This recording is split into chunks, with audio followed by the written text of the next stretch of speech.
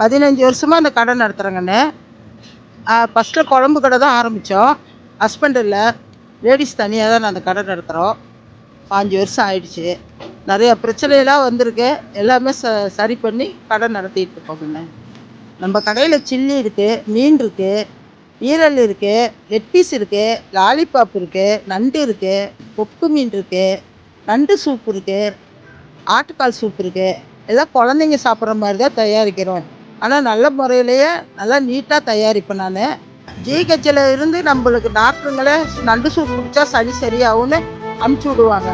அதனால் நம்ம கடையில் வந்து வர்றவங்க நல்லா நீட்டாக சாப்பிட்டுட்டு போவாங்க. நம்ம கடையில் பழைய கறிக்கெல்லாம் பேச்சுக்கே இடம் இல்லை.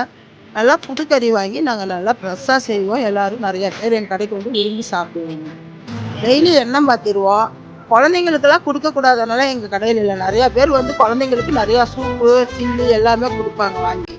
நம்ம கடையில் இருக்கிற பசங்களும் நல்ல பசங்க, நல்லா வர்றவங்கள கவனிச்சிக்குவாங்க. நம்ம கடையில் கவர் யூஸ் பண்ணுறதில்ல. வர்றவங்க பாத்திரம் கொண்டு வந்துடுங்க. நம்ம கடை வந்து ஆர்எஸ் தேட்டருக்கு எதிர்ப்பால் ஆப்போசிட்டில் இருக்குது. காட்டூர் ஸ்கூல்கிட்ட இருக்குது நம்ம கடை.